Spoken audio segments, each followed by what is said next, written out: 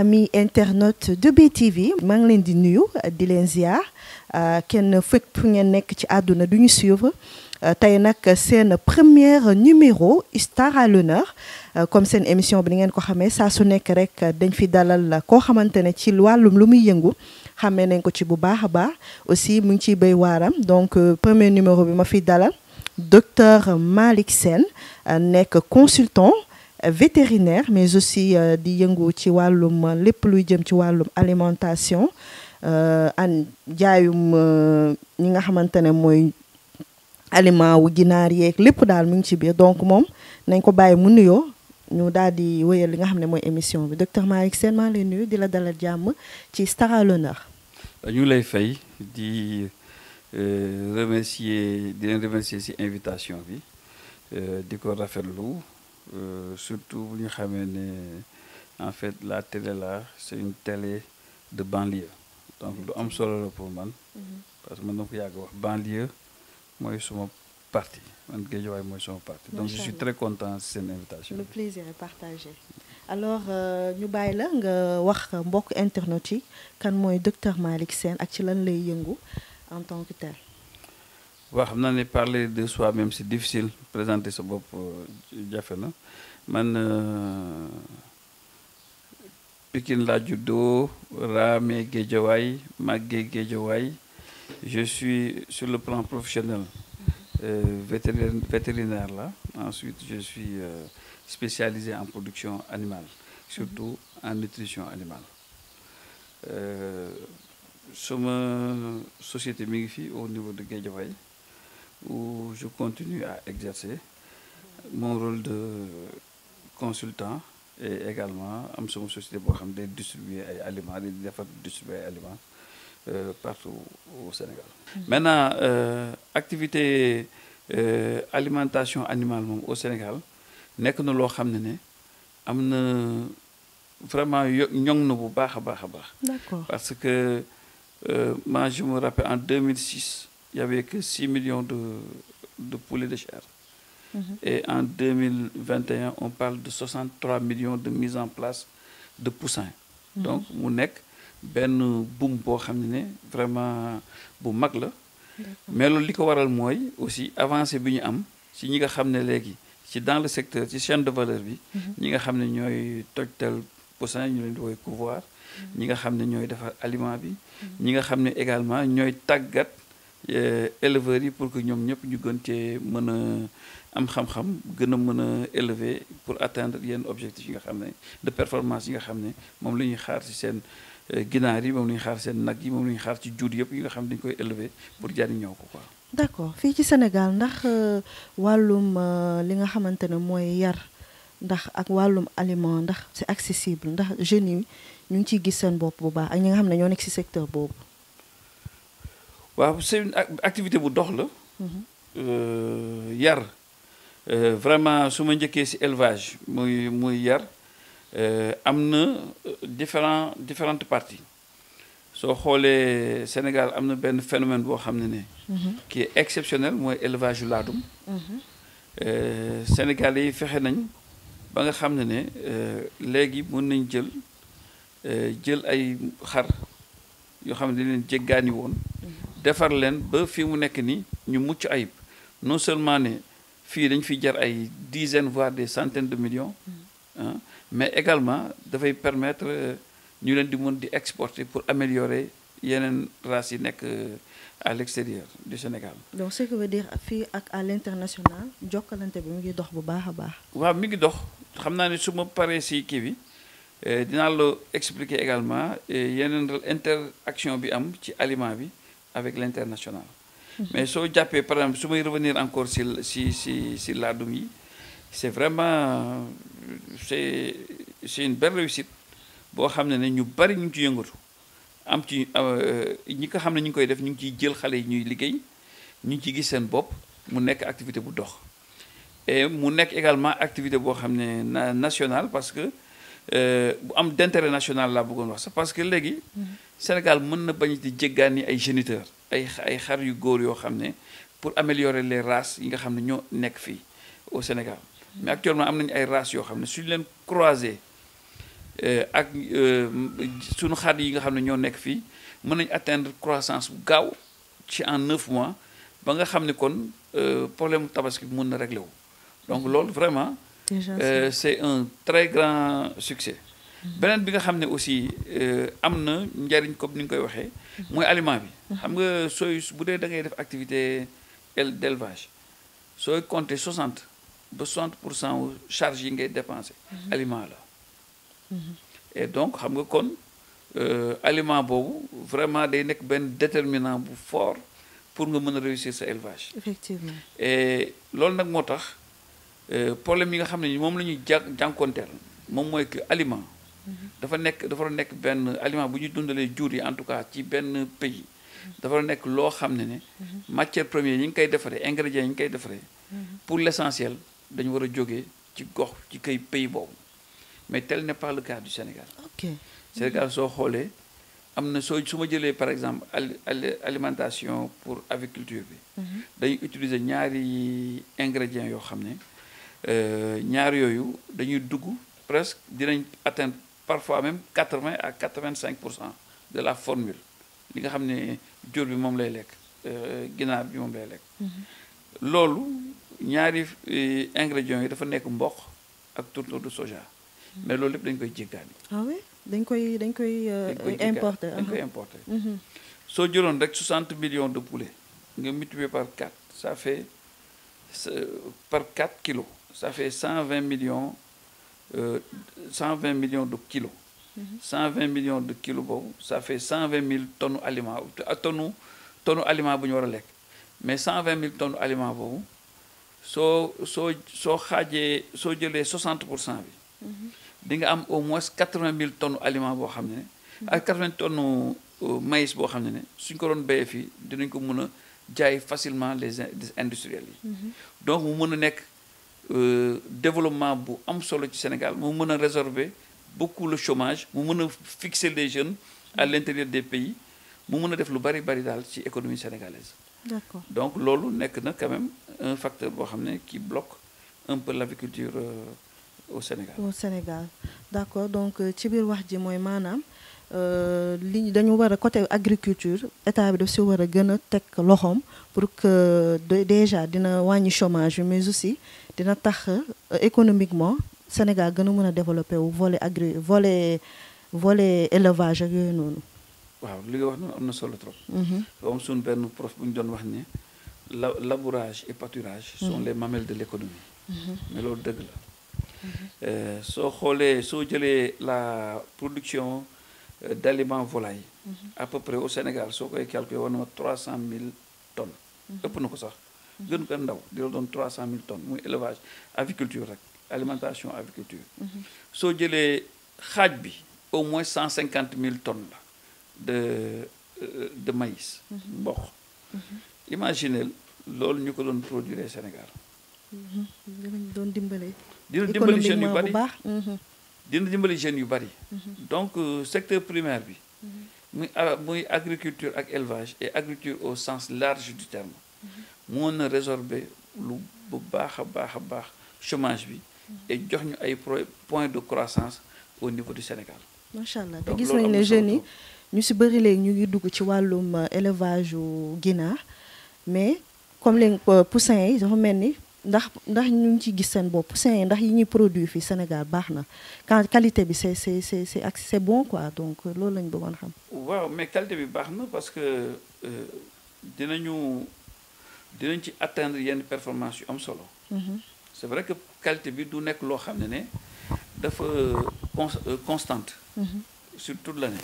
temps yëpp dégg nañ fi ay difficultés yu bari au niveau des couvoirs pour seen taux d'éclosion c'est-à-dire nen yi ñuy toj yi ñuy importer di ko jëli à l'étranger. dañ koy ñëw parfois ak parfois ay microfêlures am nen buy jóge Brésil par exemple wala muy jóge Europe nga dugal ko ci avion andi ko. wàcce ko ak même toute cette manutention là. dina def en sorte que finalement da ngay am ay microfêlures loolu day wàññi taux d'éclosabilité wu nen yi day nga xam ne loolu day xaw a wàcc. imagine dama lay joxaataat beneen exemple rek. nen yooyu ñuy jënd Sénégal dina produire à peu près maa ngi koy fàttali 63 millions de mise en place. ñu def 63 millions de poussins. waaw di ko installer pour ñu ci at bu nekk. Imaginez encore qu'on puisse produire ces œufs à couver ñu mun leen produire fii ci Sénégal non seulement xarañteef bi mi ngi fi. vraiment xarañteef bi mi ngi fi. mais li nga xam ne pour que dootuñ nekk di ko importer muy ñëw vu que su defee trajet boobu yëpp bu ñëwee li nga xamante ne mooy baaxaay bi dafay wàññeeku bu baax a baax. bon je trouve que am na ñoo xam ne ñu ngi jéem. ah mais ba léegi doyagul. il faudrait que ñu dépasser yenn c'est-à-dire yenn fixation yi ñuy am. si loolu. on peut bel et bien produire des OAC fii au Sénégal. D'accord. Et il faut te loolu ci la ñu war a jëm. non seulement dafa am ñaari facteurs yu ci am solo benn facteur bi c'est économique. loo produire fii dina gën a moins cher. que peut-être li ngay importer dugal ko ay avion tout ça andi ko.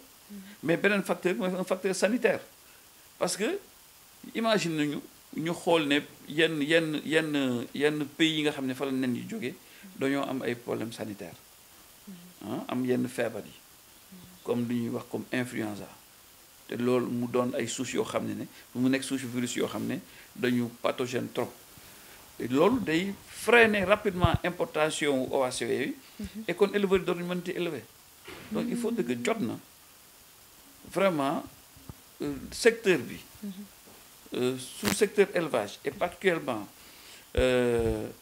sous secteur aviculture bi interprofession avicole bi gën a mën a sensibiliser benn bi mooy pour une production locale de céréales beneen bi mooy également pour une production locale d'œufs à couver loolu suñ ko defoon facteur de production yooyu dinañ wàññeeku seen njëkk donc la protéine animale dina gën a accessible aux populations sénégalaises donc loolu am na solo trop. macha allah donc ñuy wax mbokk internautes yi que ni ba tey yéen a ngi seen biir émission Star à l'honneur ñu fi dalal le docteur Malick Sène donc ñuy wéyale li nga xam ne mooy question yi te li mu fi wax am na solo ndaxte agriculture ak élevage mooy secteur bi nga xam ne buñ ci tegee tànk bu baax a baax dina tax jeunes yu bëri dina wàññi chômage mais aussi élevage bi dina am doole bu baax a baax.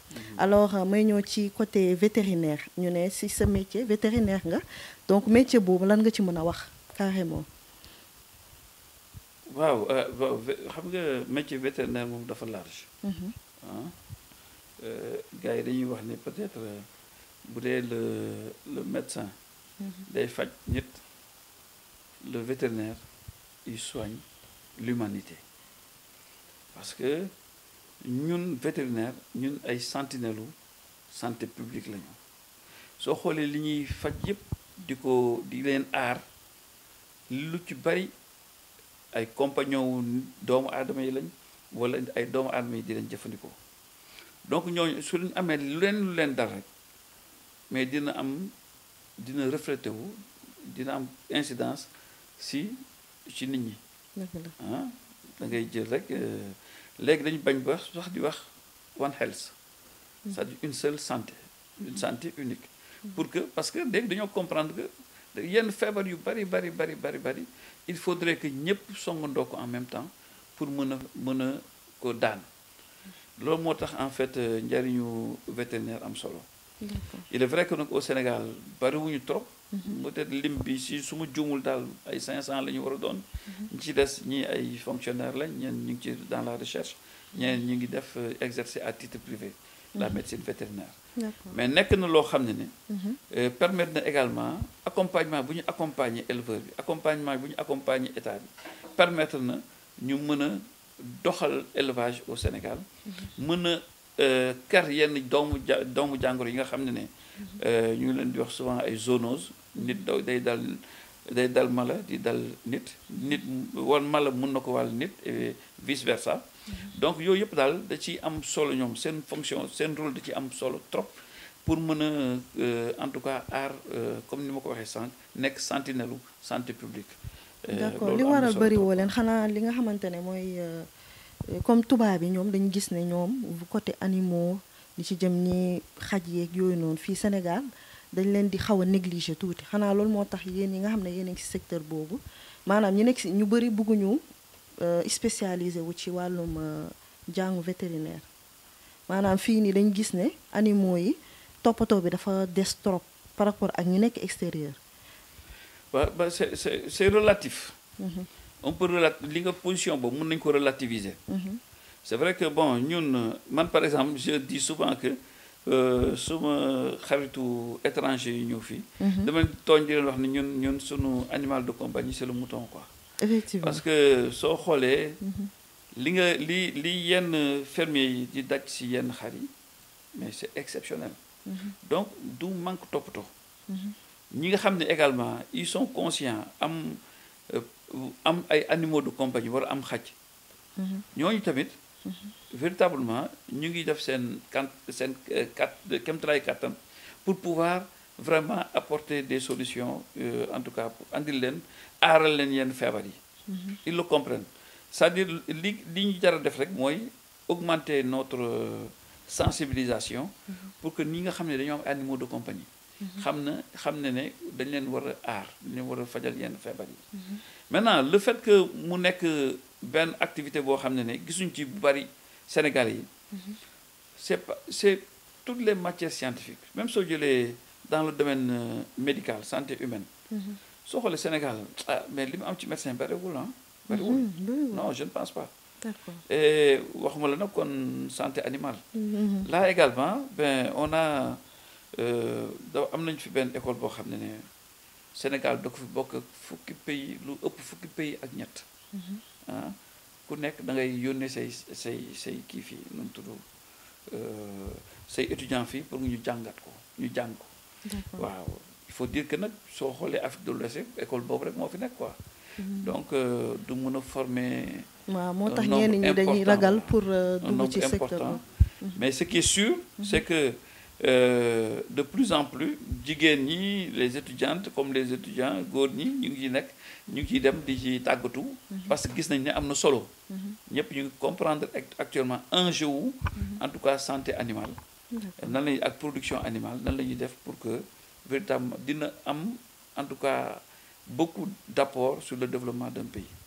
Et ñu bari ñu ngi ciy formé wu même si ba léegi barewul na. D'accord li nga wax am na solo mais nag dañuy ñëw ci métier consultance bi nga ne moom ngay def lan mooy consultance. waaw man en fait soo xoolee man vétérinaire la. mais xam nga vétérinaire yi dañu bari ay spécialisation. am na épidémiologiste am na ñoo xam ne ñu ngi même des économistes. D'accord. Nous nos professeurs yi nga xam ne jàngal nañu mais ay vétérinaires lañ. C'est des professeurs d'économie. mais médecine vétérinaire lañ def dem spécialisé wu. Man je me suis spécialisé en production animale. Et particulièrement en nutrition animale. Donc de plus en plus comme ni ma la ko waxee suñu njëlbéenu waxtaan. li gën a metti dans ci élevage moom mooy alimentation bi. Et l'alimentation pose problème. Donc les gens ont besoin partout surtout en Afrique de l'Ouest di la woo pour nga mun leen xelal pour nan la ñuy def pour que ñu am aliment boo xam ne bu mucc ayib la te prix bi en fait du yegg fenn fi ñeen itam dinañ la woo pour que nga mun leen conseiller sur la mise en place d'unités de production d'aliments, sur également d'unités d'élevage. Par exemple ñu teg bëgg a produire ay projet de vache laitière, ñu bëgg a def projet de poule pondeuse, ñeneen ñi ay poulet de chair, yeneen même yeneen animaux yi tamit yeneen animaux yi. Et là waaw c'est ça mon métier de consultance, faire une optimisation pour que li nga xam ne ñoom ci la ñu jëm ñu def ko pour que ñu liñ ciy séntu économiquement ñu mën ko am. Alors loolu am na solo ndaxte loolu mooy comme ni ma ko waxee mooy li nga xam ne mooy développer li nga xam ne mooy réew. Alors di wax mbokk internet BTV que ni ba tey ñu ngi ak monsieur Malick Sène. Alors comme émission bi léegi ñu jeexal ko laataa ñu koy jeexal na dama bëggoon nga wax lan ngay wax internet yi lan ngay ki jeunes yi lan nga leen di dénk ci wàllum élevage bi ak état bi lan la war a gën a mën a def pour que mu éradiquer li nga xam ne mooy phénomène yokkute aliment bi ak li nga xam ne dañ koy exporter muy ñëw di indi problème saa su nekk. waaw bu dee yokk aliment bi. il faudrait faire en sorte que. li nga xam ne moom la ñuy utiliser muy mboq bi muy soja bi. li nga xam ne moom moo ñëw toog ba si yàgg cher. trop muy au plan mondial nag ah ñëpp am loolu. loolu ñu xool nan la ñuy def ba produire ko localement. beneen bi mooy la recherche aussi dafa war a avancer. maa ngi lay wax sànq ne pour que aviculture bi gën a dox production animale yi gën a dox il faudrait que ñuy dundalee jur gi. matières premières yi nga xam ne moom la ñu am fii au Sénégal. am na loo xam ne par exemple comme fii sorgho nangu na fi dugub nangu na fi mën nañ ci jàngat pour xool nan la ñuy def pour que mu remplacer une bonne partie du maïs. Ça c'est la recherche et c'est pas délicat. Également da ngay xool ne am na d'autres matières premières yoo xam ne Sénégal am na ko comme mooy rakalu gerte. nan la ñuy def également pour que rakal boobu mais mën a jël une bonne partie du soja remplacer soja. Ça également il faudrait que ay jàngat la ay recherche la ay thèmes de recherche yoo xam ne état bi mën na ci war a mën a accompagner nit ñi chercheurs yi pour que ñu gën a mën a trouver des solutions locales d'alimentation de nutrition pour nos animaux. beneen bi tamit mooy la formation. C'est-à-dire agriculture niche d'emploi la production animale sax lay mën a wax niche d'emploi la. mais est-ce que soxna si xam nga ne par exemple avec 3000 pondeuses mën nga ci fay xale bu nekk mën na ci am 200 000 francs par mois de salaire. ah ba pare su paree su ginaar yooyu nenee pendant 1 an. ñoom dinañu leen dese au moins 2500 pondeuses yoo xam ne dinañ ko mën a jaay au moins 1500 francs benn bi. mu nekk xaalis boo xam ne dina xaw a takku quand même. waaw ñu mën ci demaat. investiraat defaat beneen bande jëndaat des poulettes prêtes à pondre continuer waat seen activité. et ça mën nañ ko démultiplier partout. au Sénégal. waaw te formation boobu. jarul sax que xale bi muy jàng école muy jàng nasaraana. non tant que il a la volonté. loolu dina permettre quand même ñu mënoon résorber. et loolu sax c'est du chômage déguisé. du leen may loo xam ne dinañ ci mën a yor seen bopp. dëgg la. alors que cette activité là qu'ils peuvent faire. mën na def en sorte que. dina mën leen jox ñu am dignité. ba pare mën a toog fi ñu dëkk. et puis mën a Sénégal gi mën a gën a équilibré encore. effectivement et c'est important juste avec l'élevage. waxtuma la nag encore agriculture. d'accord donc ñu bàyyi la nga tàggatoo ak suñu mbokk internet yi ñu tëj émission bi. bon maa ngi leen di leen gërëm encore une fois. di rafetlu seen émission bi. di leen féliciter parce que vraiment il faut avoir vraiment am xalaat bu rafet. pour permettre en tout cas de faire sortir des jeunes des personnes habitant la banlieue. ñu mën a servir de modèle. parce que banlieue. il faudrait que mu am ay rôle modèle comme ni ko américains yi di waaye rôle modèle. il faut que nit ñi. wane ne nekk ci banlieue bi c'est possible. de faire quelque chose et en tout cas di ci mën a suturlu. c'est important donc cette émission bi am na solo trop. macha allah merci beaucoup. macha allah docteur Malick Sène ñoom ñëpp ñu ngi ci biir émission bi ñëpp lay laal secteur bu mu mënti doon dinañ dem gis leen waxtaan ak ñoom ndaxte loolu mooy tax Sénégal mën a développé wu vu que dina am yenn failles yu am mais duñu xam naka la ñuy def ba éradiquer loolu donc émission bi loolu ko tax a jóg Star l'honneur dalaloon fi docteur Malick Sène di leen jox dig daje ci beneen numéro ak beneen invité merci beaucoup.